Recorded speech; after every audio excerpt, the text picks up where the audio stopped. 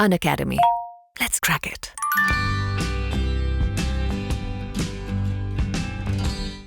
Hello friend, this is Mukesh from on academy.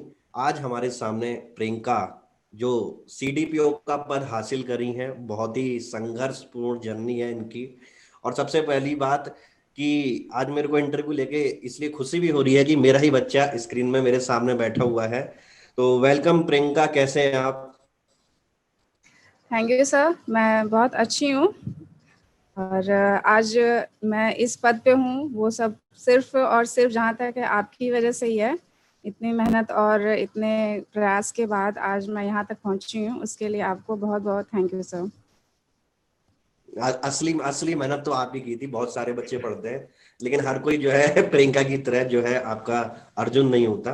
तो आपको जो है जितनी भी मेहनत करी 95% आपकी ही मेहनत थी, हमारा केवल गाइडेंस था।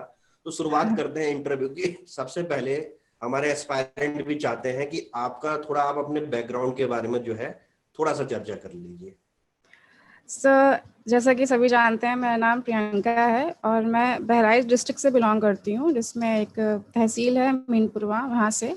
और मैंने अपना ग्रेजुएशन बीएससी होम साइंस में किया है कानपुर चंद्रशेखर आज़ाद यूनिवर्सिटी से। और उसके बाद मैंने बीटीसी किया है। अपना बीटीसी के दौरान ही मैंने डिसाइड किया कि अब मुझे पीसीएस की तैयारी करनी है। तो वो ख़त्म होते ही 2016 से मैंने पीसीएस की तैयारी शुरू कर दी थी और तब से ये प्रयास जारी रहा है कि आज मैं यहाँ पे आज एक पद मैंने हासिल कर लिया है। तो ये जो है आपने होम साइंस से फिर बीटीसी गए, फिर जो है आप अध्यापक भी बने। तो उसके बाद अचानक से जो ये कहाँ से ऐसी प्रेरणा मिली कि आपने सोचा कि मैं सिविल सर्विस के लिए ज्यादा उपयुक्त बनूंगी? सर, एक्चुअली मेरा हमेशा से शुरू से डेविएशन रहा है। कभी कोई सेट पैटर्न नहीं रहा कि नहीं मुझे यही चीज़ करनी है। लेकिन बीटीसी के दौरान कुछ ऐसे दोस्त मिले और उसी समय मेरे एक चाचा हैं, उनका ट्रेजरी ऑफिसर के पद पे उनका चयन हो गया था। और घर वालों की तरफ से भी ऐसा उन्होंने बोला कि नहीं तुम कर सकती हो। फिर मेरे अंदर भी ये लगा कि नहीं ठीक है, कोशिश करने में क्या जा रहा है, एक बार कोशिश करनी चाहिए। और जब से वो शुरू किया मैंने 2016 से तैयारी के लिए सोचा मैंने, तब से मेरा फिर और कहीं भटकाव मेरा नहीं रहा कि नहीं मैं ये भी कर लूँ, मैं वो भी कर लूँ। तो जब से शुरू किया तब से बस लगी हुई हूँ कि नहीं अब यही करना है, कैसे भी हो जाए। अब मैंने सोच लिया है तो अब यही करेंगे। बहुत ही मुश्किल आई, बहुत प्रॉब्लम्स हुई। ऐसा नहीं है कि हर चीज़ बहुत आसान रही है मेरे लिए शुरू से ही। लेकिन मन में ठान लिया था कि जितनी भी मुश्किल आएँगी, घर वालों का सहारा था, दोस्तों का भी मोटिवेशन था, चाचा से भी प्रेरणा मिलती रहती थी क्योंकि उन्होंने जिस परिस्थितियों में अपनी तैयारी करी थी, उनको देख के मुझे लगता था कि चाचा अगर इन परिस्थितियों में भी कर सकते हैं, तो मेरे पास तो फिर भी उनसे बेहतर संसाधन हैं कि मैं कर सकती हूँ, जा सकती हूँ, पढ़ाई कर सकती हूँ। तो वहीं से शुरू कर दिया था सर कि नहीं बस अब ठान लिया, करना है कैसे भी। तो कोशिश करने वालों की कभी हार नहीं होती है, ये जो एक हाँ, आपकी जब पूरी तक लाइन है। आप अपने तो मन से नहीं हारेंगे तब तक आपको कोई हरा नहीं सकता है। आपने ठान लिया है कि आपको करना है, तो बस आपको करना ही है, कोई आपको हरा नहीं सकता सर। अच्छा, बहुत सारे जो हैं बच्चे जो अन अकेडमी से जुड़ते भी हैं, तो वो जो है कंसिस्टेंसी नहीं रख पाते। और खासकर अगर वो क्या कहते हैं, वो मैरिज हो गई हो उनकी, तो खासकर जो फीमेल कैंडिडेट होते हैं तो वो उतना अच्छा कंसिस्टेंसी नहीं रख पाती। मेरे ख्याल से आपके संग भी वो समस्या रही होगी। तो उन बच्चों के लिए आप जो है कैसे कुछ प्रेरणादायक शब्द बोल सकते हो? सर, जब 2018 का रिजल्ट आया था और मेरा सिलेक्शन नहीं हुआ था, फाइनल लिस्ट में मेरा नाम नहीं आया था, तो मेरे हस्बैंड ने मुझसे एक बात बोली थी कि मेहनत कर, सब्र रख और भरोसा रख, जो तेरा है वो तेरा होकर के ही रहेगा। तो मैं आपसे सबसे यही कहना चाहूँगी कि कंसिस्टेंसी हम सबके साथ ऐसा होता है कि 4 दिन पढ़ने के बाद 1 दिन हमारा मन नहीं लगता है, वो सबके साथ होता है। लेकिन वो 1 दिन से ज़्यादा 2 या 3 दिन नहीं होना चाहिए। कोशिश करनी चाहिए क्योंकि अगर आप रेगुलर पढ़ाई कर रहे हो तो आपका एक माइंड मेकअप बना हुआ होता है कि नहीं हमको पढ़ना है इस टाइम पे। अब बीच में आप छोड़ देते हैं, प्रॉब्लम्स तो सबके साथ आती हैं, ऐसा हम नहीं कहेंगे कि हमारे साथ प्रॉब्लम नहीं आई थी, सबके साथ प्रॉब्लम्स आती है। लेकिन आपका डिटर्मिनेशन, आपका डेडिकेशन स्ट्रांग होना चाहिए, आपका मोटिवेशन स्ट्रांग होना चाहिए कि कितनी भी प्रॉब्लम आ जाए, ठीक है, आती है, छूट जाता है, बीच में ज़रूर छूटता है, लेकिन फिर से अपने आप को तैयार कीजिए उस चीज़ के लिए और दोबारा से लगिए उस चीज़ में आप। तो डेफ़िनेटली सर लगेगा, डेफ़िनेटली होगा सर। इसमें कोई घबराने वाली बात नहीं है कि मैं इतने दिन से नहीं पढ़ रही हूँ, तो मेरा अब आगे क्या होगा। बहुत सारे स्टूडेंट्स ऐसे मतलब कि मुझसे बात वगैरह होती है, तो वो कहते हैं कि मैं इस बार एग्ज़ाम नहीं दूँगा, मेरा तैयार नहीं हुआ है। तो देखिए, हम एग्ज़ाम देने जाते हैं, तो उसके कुछ घंटे पहले भी हमको ऐसा ही महसूस होता है कि हमारा कुछ तैयार नहीं है। बल्कि पॉजिटिविटी के साथ जाइए, अपने मन पे विश्वास रखिए, तैयारी के दौरान भी, इवन एग्ज़ाम के दौरान भी आप अपने पे विश्वास रखिए, पूरा भरोसा रखिए कि नहीं हम कर सकते हैं। तो इन सब चीज़ों के साथ में अपने ध्यान रखिए, कुछ ऐसे लोगों को अपने पास रखिए जो आपको हमेशा मोटिवेट करते रहते हों। ये सब चीज़ें करके आपकी कंसिस्टेंसी भी मेंटेन रहेगी और आप डेफ़िनेटली सफलता हासिल करेंगे। तो ये आपका जो है कौन-सा अटेम्प्ट था? मैंने 2016 से ट्राई किया है, तो 2016 का दिया, जिसमें प्री मेरा क्वालीफाई नहीं हो पाया था। 17th में दिया, प्री क्वालीफाई हुआ मेरा, और मेंस मेरा 1 नंबर से नहीं हुआ था। फिर 18th में दिया, उसमें फिर फाइनल सिलेक्शन हमारा इंटरव्यू में नहीं हुआ सिलेक्शन। फिर 19th में दिया, जिसमें प्री में ही क्वालीफाई नहीं कर पाई थी। फिर 20 में ऐसा है कि फाइनल सिलेक्शन है हमारा इस बार पे। तो काफ़ी लंबा सफ़र रहा है मेरा शुरू से लेकर के अब तक, और हमेशा हम कहते हैं ना कि एक-एक नंबर से छूट जाता है, तो ये एक-एक नंबर जो होता है ना, वो आपको कई साल पीछे खींच के ले जाता है।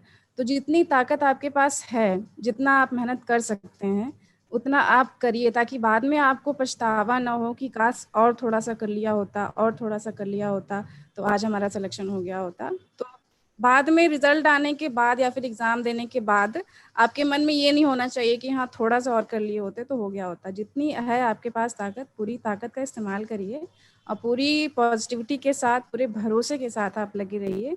Definitely sir it will work. Positivity तो बहुत ज़रूरी होती है इस एग्ज़ाम के लिए। डेफ़िनेटली सर होगा।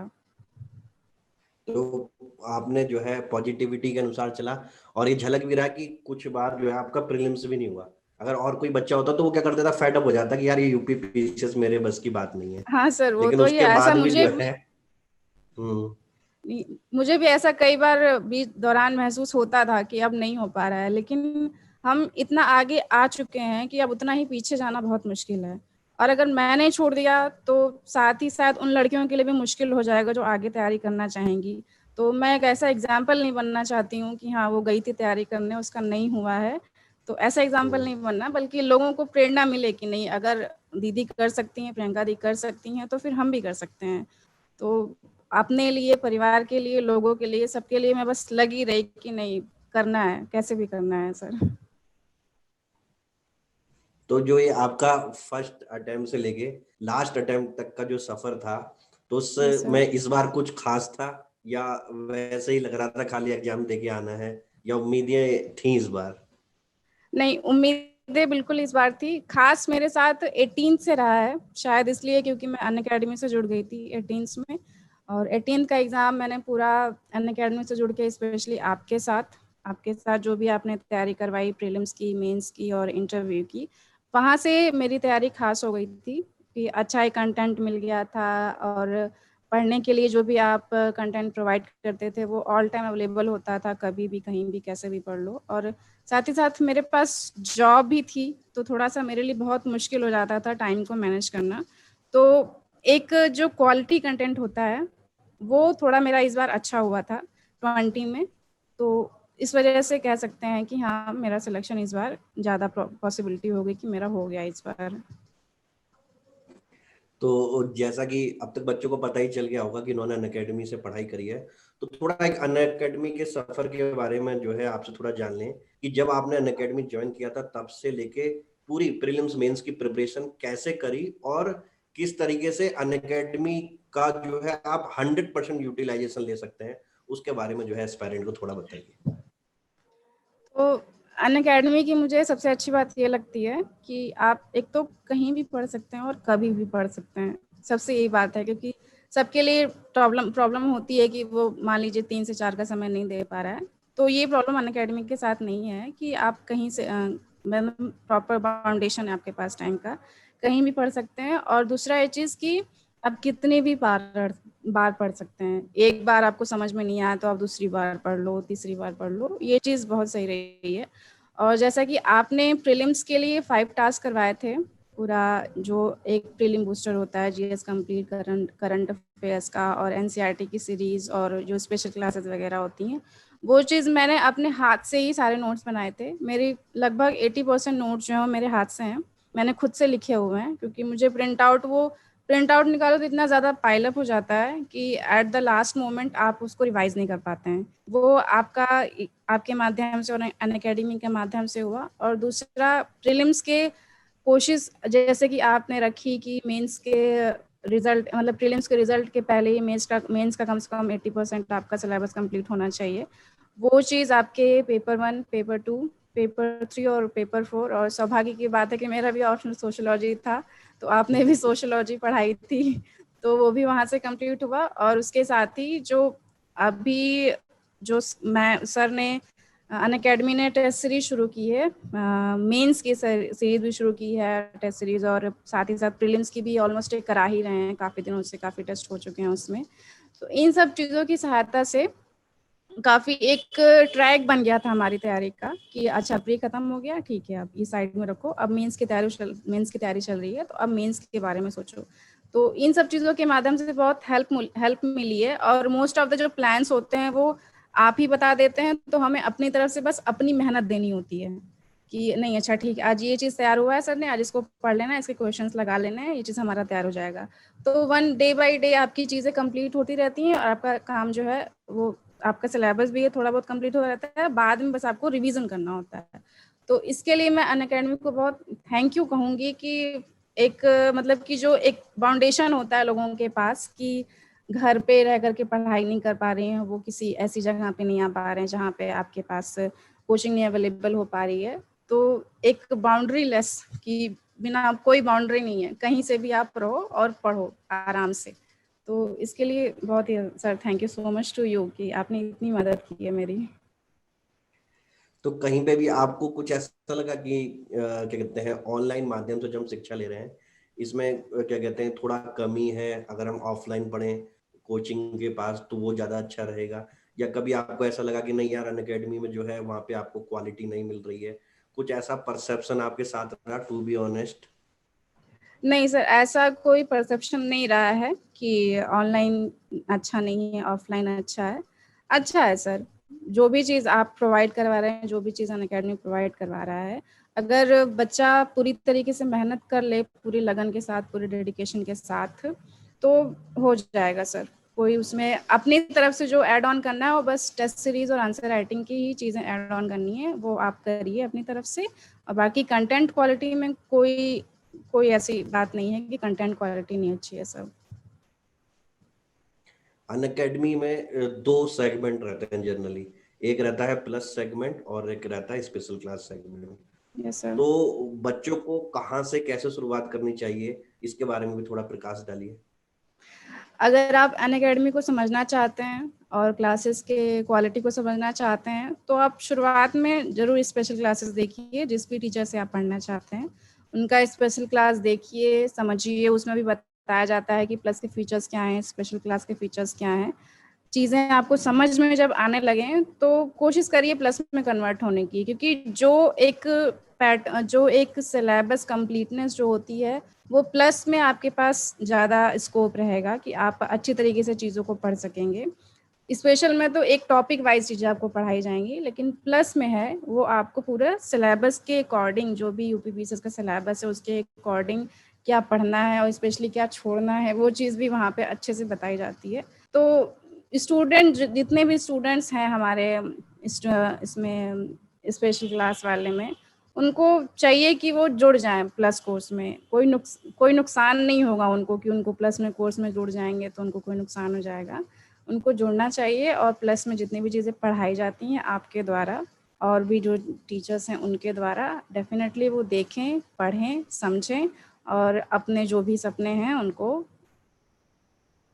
अच्छे डायरेक्शन में पूरा करें उनको। तो आप जो है जॉब में थी, आप ना टाइम मैनेज कैसे करती थी? और टाइम मैनेज के साथ साथ ये भी बताना कि जो एक मिसनॉमर है कि हम पहले प्रीलिम्स की तैयारी कर लेंगे, फिर उसके बाद हमारा रिजल्ट आएगा तो उसके बाद हम मेंस की तैयारी कर लेंगे। तो ये स्ट्रेटजी ठीक है या इस स्ट्रेटजी में थोड़ा बहुत बदलाव की जरूरत है? रही बात टाइम मैनेजमेंट की, तो बहुत दिक्कत होती थी, क्योंकि आपको जॉब करनी है, वहाँ भी आपको अपनी रिस्पॉन्सिबिलिटी है, तो वो चीज़ें भी आपको डेफिनेटली पूरी करनी होती हैं। तो जॉब के आने के बाद मैं ज़्यादा से ज़्यादा 6 घंटा या 7 घंटा दे पाती थी अपनी पढ़ाई के दौरान। डेली की बात बता रही हूँ, डेली इतना दे पाती थी। और कभी ना कभी तो ऐसा दिन आता ही था कि मैं टाइम नहीं दे पा रही हूँ। लेकिन फिर भी संडे का दिन है या फिर छुट्टियों का दिन है, आप उसमें अपने टाइम को मैनेज करें। आप जिस भी माध्यम से आप अपने जॉब पे जाते हैं, अगर आप किसी गाड़ी से जाते हैं तो उसके दौरान भी अनअकैडमी है, ऑनलाइन है, कहीं भी पढ़ सकते हैं आप, उसमें पढ़ें आप। और एक बार पढ़ने के बाद आपके पास ऑप्शन है कि आप दोबारा उसके नोट्स बना सकते हैं। ज़रूरी नहीं है कि क्लास के दौरान ही आप अपने नोट्स बनाएं, वैसे मैनेज हो सकता है। और जो एक लोगों में अवधारणा है कि प्रीलिम्स क्वालिफाई हो जाएगा तभी हम मेंस की तैयारी करेंगे, तो बहुत ही गलत होगा वो ऐसा, क्योंकि मेंस का सिलेबस इतना ज़्यादा है कि अगर आप प्रीलिम्स के बाद 3 महीने के समय में आप उसको कंप्लीट भी नहीं कर पाएंगे। आप इवन ये सोचिए, तैयार होना तो दूर है, उस सिलेबस को समझ पाना ही बहुत मुश्किल है कि हम उस 3 महीने में चीज़ों को समझ सकें। प्रीलिम्स है, हिंदी है आपका, उसके बाद आपका ऑप्शनल है। तो बच्चों को कोशिश ये करनी चाहिए कि जब आपने ठान लिया कि आपको तैयारी करनी है, तो आप अपना ऑप्शनल शुरुआत में तैयार कर लीजिए। जब भी आप प्री देने जाएं, प्री देने से पहले आपका जो ऑप्शनल है उसका एटलीस्ट नोट्स तो आपके पास कंप्लीट होनी चाहिए, क्योंकि प्रीलिम्स के बाद अगर आप चाहेंगे कि आप नोट्स भी तैयार कर लें और उसको याद भी कर लें और आंसर राइटिंग भी कर लें, तो 3 महीने के दौरान वो चीज़ हो पाना मुझे तो असंभव लगता है। बाकी बच्चों को भी मुश्किल ज़रूर लगेगा। तो प्रीलिम्स से पहले अपना ऑप्शनल तैयार कर लें, और उसके साथ ही साथ एक मेंस का एक अपने दिमाग में एक क्रिएट करते चलें पैटर्न कि हाँ, न्यूज़पेपर जब भी आप पढ़ रहे हैं तो आपको पता होना चाहिए कि ये चीज़ जो है वो हमारी पेपर 1 में आएगी, कौन सी चीज़ पेपर 2 में आएगी, कौन सी चीज़ पेपर 3 में आएगी और पेपर 4 में आएगी। तो प्रीलिम्स के पहले तो कम से कम आपका ऑप्शनल कंप्लीट होना चाहिए। साथ ही साथ आपका मेंस का जो जीएस के चारों पेपर हैं उनका कम से कम 60% तो कंप्लीट होना ही चाहिए, क्योंकि उसके बाद प्रीलिम्स के बाद अगर आप जब आप पढ़ने बैठें मेंस में, तो आपके पास ज़्यादा समय हो आंसर राइटिंग का और रिवीजन का। तो मैं बच्चों से यही कहूँगी, जितने भी स्टूडेंट्स हमारे हैं, कि इस बार जब भी हमारा 24 अक्टूबर को प्रीलिम्स है हमारा, तो उससे पहले आप अपना ऑप्शनल ज़रूर तैयार कर लें। अभी जैसे हमारा अगस्त चल रहा है, तो आप अगस्त लास्ट तक ऑप्शनल की पढ़ाई कर सकते हैं। अभी आप अगस्त लास्ट तक ऑप्शनल की पढ़ाई करिए। जब आपका सितंबर आ जाए, तो आप कंप्लीटली जो आपका पूरा फोकस है वो प्रीलिम्स पे रखिए, क्योंकि इस समय अब तो जैसा लगता है कि प्रीलिम्स में सबसे ज़्यादा डर लगता है एज़ कम्पेयर टू मेंस, क्योंकि बहुत ही कट ऑफ जो है ज़्यादा जा रही है, तो अब डर लगता है प्रीलिम्स में भी। तो उसमें सितंबर से आप अपना पूरा फोकस प्रीलिम्स पे रखिए। अभी अगस्त तक आपके पास टाइम है कि आप मेंस पे ध्यान दें और साथ ही साथ ऑप्शनल पे ध्यान दें, और दिन के 2-3 घंटे आप प्रीलिम्स के लिए रखिए। तो आपका साथ साथ प्रीलिम्स का जो आपका रिदम है वो भी नहीं छूटेगा, साथ में आपकी तैयारी भी प्रॉपर तरीके से चलती रहेगी। आपने जो है 2016 में भी दिया था प्रीलिम्स शायद ना? 2016 हाँ में सर, दिया था दिया। आपने? तो हाँ सर, 16 और 2016। 17 यानी कि 18 जो है यूपी पीसीएस ने अपना पैटर्न चेंज किया। हाँ सर। ऑप्शनल के साथ साथ पहले सोशल वर्क हटाया, डिफेंस स्टडी हटाए, और यस सर। जीएस 1 2 3 इंट्रोड्यूस करा, वो भी लिखने वाला इंट्रोड्यूस करा। ठीक है। Yes sir. तो जो 2018 से पहले प्रीलिम्स हुआ करता था और जो 2018 से अभी तक प्रीलिम्स हो रहा है, तो उसमें हमें सेम वही पुरानी वाली अप्रोच रखनी है या अब कुछ हमें चेंज करना पड़ेगा अपनी अप्रोच में? तो इस बारे में थोड़ा सा जो है प्रकाश डालिए।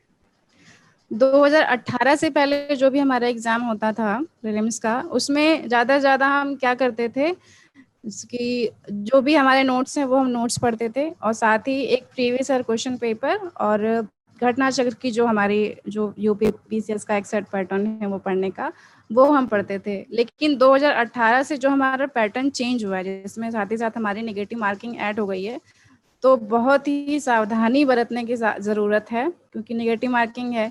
तो उसके साथ ही आपको कुछ बुक्स भी ज़रूर पढ़नी पड़ेंगी, जैसे कि आपकी पॉलिटी है, स्पेक्ट्रम है, और ज्योग्राफी के लिए जीसी लियोन की है, और साथ ही साथ एक जो रटे रटाए क्वेश्चंस होते थे, अब उनके उनके साथ साथ जो हमारा कॉन्सेप्ट बेस्ड क्वेश्चन होता है हर सब्जेक्ट में, स्पेशली विद ज्योग्राफी और पॉलिटी में, वो चीज़ अब बहुत ज़रूरी हो गई है, क्योंकि अब पैटर्न डेफिनेटली चेंज हो रहा है पीसीएस का एज कम्पेयर, मतलब कि अब वो यूपीएससी के पैटर्न पे अब थोड़ा अपने आप को लेकर के जा रहे हैं। तो ज़रूरत है हर चीज़ को याद करने के साथ साथ उसके कॉन्सेप्ट को भी समझें। तो सिर्फ किताबें घटना चक्र पढ़ लेने से और फिर आपके प्रीवियस ईयर क्वेश्चन पढ़ लेने से अब चीज़ें थोड़ी मुश्किल हो जाएंगी।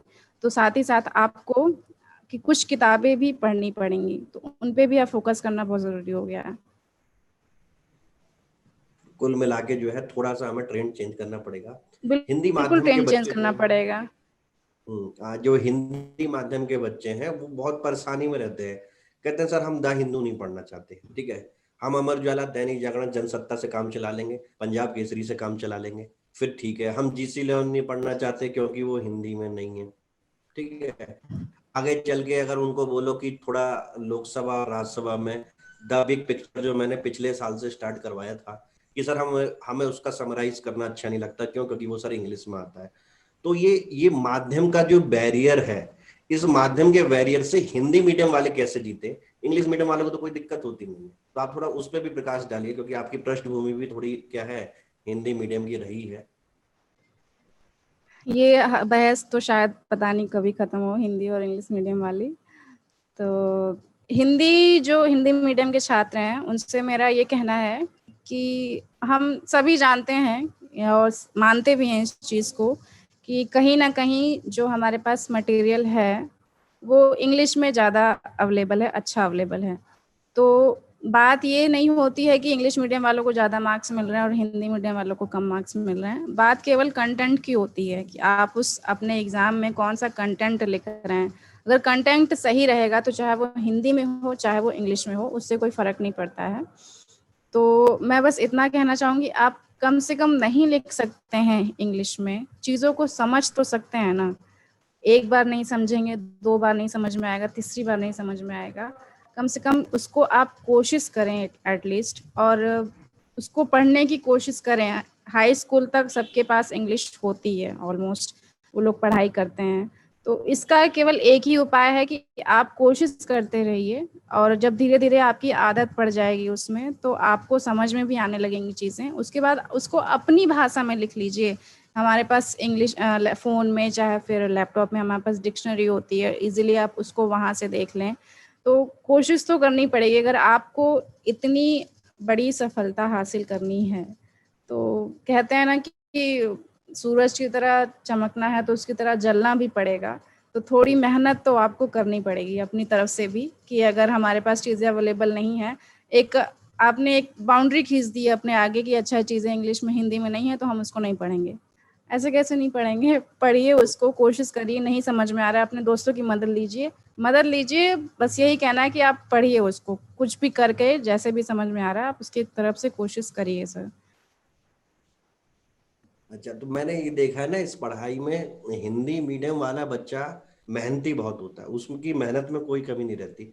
लेकिन क्या होता है ना, बहुत जल्दी वो मिसनॉमर और जो अफवाहें है ना, उनके साथ क्या होता है, वो कैरिड अवे हो जाता है। क्यों? क्योंकि 2018 से पहले, अगर हम 17-16 उससे पहले की बात करें, तो उस समय हमारी आइडियोलॉजी थी कि हम ल्यूसेंट से पढ़ के इस एग्जाम को निकाल लेंगे। करंट अफेयर उतनी अच्छी नहीं थी। तो वो वाली जो क्या कहते हैं ऑर्थोडॉक्स फिलोसफी है, वो बच्चों के साथ आज भी है। क्योंकि कहीं ना कहीं बच्चे 2018 से पहले के जो भी चाहे सिलेक्टेड हुए हैं या उस दौरान जो तैयारी कर रहे हैं, उनके कहीं ना कहीं डायरेक्ट एंड इनडायरेक्टली टच में तो है ही, ठीक है। और वही टच उनको क्या करता है, ये सब चीजों का विरोध करता है। अरे हम जो है, विरोध करने से कुछ नहीं होगा। अगर मान लो आपको नहीं समझ में आ रहा था हिंदू, अरे मैं पढ़ा रहा हूँ हिंदू, हिंदी में बोल रहा हूँ, तब नोट्स बना लो, ठीक है। तो मैं तो बिल्कुल बहुत बार कहता हूँ और मैं हर टॉपर से रिक्वेस्ट करता हूँ ये कि ये प्लीज ये क्लियर करिए, क्योंकि अगर आपने ये क्लियर कर दी तो बहुत लोगों की, खासकर जो हमारे विलेज में रहते हैं बच्चे, उनकी जिंदगी क्या हो जाती है, सफल हो सकती है, ठीक है। तो आपने भी लगभग वही उत्तर दिया जो सारे टॉपर बोलते हैं। आई होप बच्चों को भी बहुत समझ में आएगा।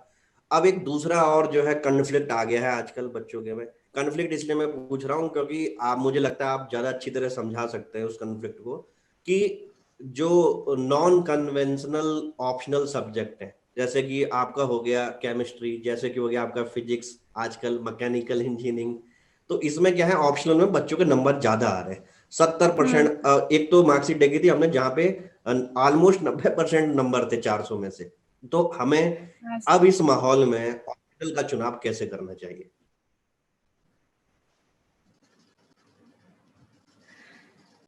ऑप्शनल बेसिकली आपके, ये तो जो हमारा एक वो रहता है परसेप्शन कि ग्रेजुएशन हमारा इस सब्जेक्ट से था तो हमको ऑप्शनली वही सब्जेक्ट लेना चाहिए, ऐसा कुछ भी नहीं है। जिसमें आपको इंटरेस्ट हो, जिसमें जो इस समय ज़्यादा ट्रेंड में चल रहा हो, या फिर जो चीज़ आपको समझ में आ रही हो, जिसके मटेरियल आपके पास अवेलेबल हो, वो आप अपना ऑप्शनल चुनिए। बिल्कुल ऐसा नहीं है कि हमारा ग्रेजुएशन में ये था तो हम यही चीज़ चुनेंगे। तो ऑप्शनल चूज़ करने का सबसे सही तरीका यही है कि पहला अपना इंटरेस्ट देखिए, दूसरा ये देखिए कि उसके जो भी क्वेश्चंस हैं, जो भी आपके आयोग द्वारा आयोजित अब तक किए गए हैं, वो क्वेश्चंस आपको समझ में आ रहे हैं कि नहीं आ रहे हैं, आपका उस पर कमांड कितना है। तीसरा, उसका स्टडी मटेरियल आपके पास कितना अवेलेबल हो पाएगा, और कोई अगर एक टीचर जो आपको उसमें अच्छे से पढ़ा सकता हो, वो चीज़ आपको, ये 4 चीज़ें आप अगर अपने ध्यान में रखेंगे तो ऑप्शनल कोई बहुत बड़ी चीज़ नहीं है कि नहीं हो पाएगा। तो डेफिनेटली इस पे ध्यान दें बच्चे कि ये चारों चीज़ें आपके पास अवेलेबल होनी चाहिए। और रही बात साइंस मतलब कि ह्यूमैनिटीज़ के सब्जेक्ट्स की और साइंस वाले सब्जेक्ट्स की, तो मानते हैं कि इस समय ये चीज़ चल रहा है कि जो भी साइंस वाले चीज़ें हैं उनको मार्क्स ज़्यादा मिल रहे हैं, तो वो कहीं न कहीं आयोग का भी उसमें मतलब की ज़िम्मेदारी है कि वो सबको एक साथ लेकर के चले, ह्यूमैनिटीज़ के सब्जेक्ट्स को भी और नॉन ह्यूमैनिटीज़ के सब्जेक्ट्स को भी। तो वो जब आयोग करेगा तब की तब देखी जाएगी। फिलहाल आपका जो कर्तव्य यहाँ पे ये बनता है कि आप अपनी तरफ से पूरी कोशिश करिए, अपने क्वेश्चन पे पूरा ध्यान दीजिए और ये जानने की कोशिश करिए कि आखिर क्यों नहीं मार्क्स मिल रहे हैं उसमें, आपके आपके सब्जेक्ट में, आपके उसमें। तो अगर मेरा सोशियोलॉजी की बात है, तो जहाँ तक मुझे समझ में आया सोशियोलॉजी के विषय में कि आपको मार्क्स कम क्यों मिले, तो ये है कि सोशियोलॉजी कहीं ना कहीं हमारे जीएस के पैटर्न से थोड़ी मैच खाती है। तो जब हम आंसर लिखने बैठते हैं, अगर हम उसमें थिंकर्स ऐड नहीं करेंगे, अगर कोई एक हम उसमें एग्जाम्पल ऐड नहीं करेंगे, तो वो एक जीएस का आंसर लगने लगेगा। तो अपने आंसर्स को थोड़ा सा इम्प्रूव करें, और डेफिनेटली कोई ना कोई थिंकर ज़रूर उसमें ऐड करने के लिए मिल जाएगा, तो उसको आप ज़रूर से ऐड करें। तो ये थोड़ा डिफरेंशिएशन हो जाएगा आपके जीएस के आंसर में और आपके सोशियोलॉजी के आंसर में। तो जो भी चीज़ें चल रही हैं आप उसको हटाइए किनारे, और जो भी आपका कर्तव्य है तैयारी करनी है उसको आप अच्छे से ध्यान दें उसमें और प्रॉपर तरीके से तैयारी करें। क्यों नहीं मार्क्स मिल रहे हैं, हमें और क्या करना चाहिए, अपनी तरफ से ऐड ऑन करनी है। देखिए, ये तैयारी जो भी है ना, वो अपनी मेहनत और अपने ऊपर भरोसा करके चीज़ों को इम्प्रूव करते रहना चाहिए साल दर साल। जो गलती आपसे पिछली बार हुई वो आप गलती इस साल ना दोहराएं। तो अपने आप को जानने की कोशिश करिए कि आपको कहाँ से गलती हुई, कहाँ नहीं गलती हुई, क्योंकि कहीं ना कहीं ये है कि एग्ज़ाम के साथ साथ कुछ परिस्थितियां पर भी निर्भर करता है कि आपका सिलेक्शन इस बार नहीं हो पाया। तो उन परिस्थितियों को ध्यान में रखिए और अपनी तैयारी अपने पे ध्यान दीजिए बस, और बाकी चीज़ों पे ध्यान देना छोड़ दीजिए, बस अपने पे ध्यान दीजिए। लगभग लगभग जो है हमने प्रीलिम्स मेंस सब तरह की बातें कर ली, जो कंट्रोवर्शियल इशू चल रहे हैं उनकी भी बात कर ली। और जो है अगर आप आगे भी बच्चों के अगर कोई क्वेश्चन आते हैं तो हम प्रियंका से जो है दूसरा सेशन भी रख लेंगे, क्योंकि ये तो मतलब अपने घर की बच्ची है, ये समझो आप। तो लास्ट में आप जो है एस्पायरेंट को क्या मैसेज देना चाहती हो? अक्टूबर में 24 को वो पेपर देने भी जा रहे हैं, तो अभी उनकी क्या स्ट्रेटेजी रहनी चाहिए? अभी जैसा कि मैंने पहले भी बताया था कि अभी अगस्त चल रहा है, तो आप अगस्त तक अपने पूरे दिन को 2 हिस्सों में डिवाइड कर लीजिए कि आप अगस्त तक इतने समय पे आप अपने ऑप्शनल और मेंस को ध्यान में रखेंगे, और जो भी एक पोर्शन है वो अपने प्रीलिम्स पे ध्यान रखेंगे, क्योंकि प्रीलिम्स का रिदम नहीं टूटना चाहिए। एक बार रिदम टूट जाएगा तो उसको दोबारा से शुरू करने में उसको परेशानी होगी।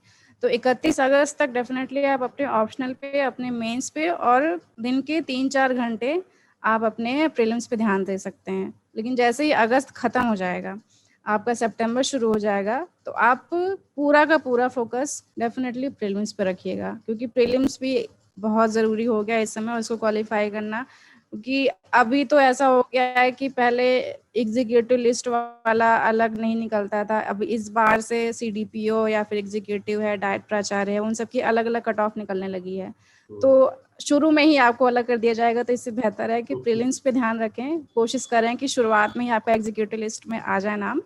तो सबसे जितने भी हमारे एस्पिरेंट्स हैं, जितने भी स्टूडेंट्स हैं, भरोसा रखिए अपने ऊपर और स्पेशली आपके ऊपर जो भी आप चीज़ें प्रोवाइड करवा रहे हैं अनअकैडमीज के माध्यम से, उन पे भरोसा रखें और अपनी पढ़ाई जारी रखें पूरी पॉजिटिविटी के साथ।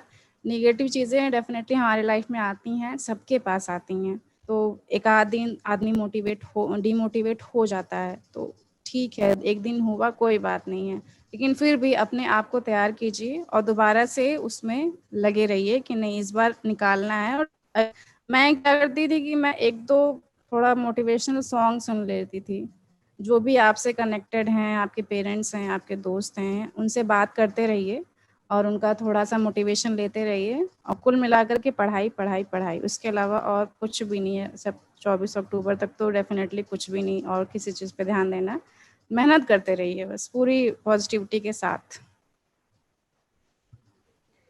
तो आपने एक बहुत क्या है प्यारा मैसेज दिया है सारे बच्चों को जो अनअकैडमी पे हैं वो भी, और जो अदर्स बच्चे हैं वो भी एक तरीके से हमारे परिवार का ही है, अनअकैडमी फैमिली के ही क्या है मेंबर्स हैं, चाहे वो स्पेशल क्लास भी देख रहे हो। आई होप आपकी बातों को फॉलो करेंगे, और अगर हमें कोई भी और दिक्कत होती है तो वो जो है क्या करेंगे, एक सेशन हम और रख लेंगे। और इस बार जो है आप क्या कहते हैं, कुछ बच्चों की जो है कॉपी भी चेक करना, मैं तो ये कह रहा हूँ, क्योंकि जब आप खुद कॉपी चेक करोगे ना तो आपको पता चलेगा कि जब मैं थी तो वहां मैं कैसा लिखती थी। ठीक है, तो ये तक जो है प्रियंका करी ना कहने का तो सवाल ही नहीं उठा। अरे ठीक है, प्रियंका को करना पड़ेगा, क्योंकि वो जिस बैकग्राउंड से आई है उस बैकग्राउंड से बहुत सारे बच्चे जो है क्या है सोचते हैं कि हमारा नंबर आए, और किस तरीके से हम प्रियंका दीदी वाले इलाइट क्लब में आए। और प्रियंका नाम के बच्चे तो बहुत ही लकी हैं। इससे पहले भी जो है प्रियंका वाजपेयी जिनने पूरा उत्तर प्रदेश में रिकॉर्ड तोड़ा था हाईएस्ट ऑप्शनल, अभी वो DYSP हैं। तो ऐसे बहुत सारे सितारे हैं जो अनअकैडमी ने प्रोड्यूस करे हैं, और इन सितारों की संख्या क्या है दिन प्रतिदिन बढ़ती जा रही है। आई होप 2021 में भी हम क्या करेंगे, बहुत सारे बच्चों का फाइनल PDF में नाम देंगे। तो thank you very much Priyanka. I hope हम दोबारा जो है ऐसे छोटे सेशन करते रहेंगे। बहुत ही हम्बल नेचर की हो आप, और मेरे ख्याल से एकदम आपने जो भी बोला है बहुत ही ऑनेस्ट वे में बोला है, जिससे क्या हो, एक होता ना कि कुछ बनावटी जैसा नहीं, क्योंकि मुझे तो पता ही है तुम्हारी, तो मैंने एक एक कॉपी चेक करी है। ठीक है, ऐसे से लेके GS 1 2 3 4 और ऑप्शनल की, तो मुझे तो पता है कि बच्चा कहाँ कितने पानी में है। लेकिन फिर भी धन्यवाद जो है, आपने जो है इतना अच्छा प्रदर्शन करा। Thank you very much, thank you very much. Okay, thank you sir, thank you so much.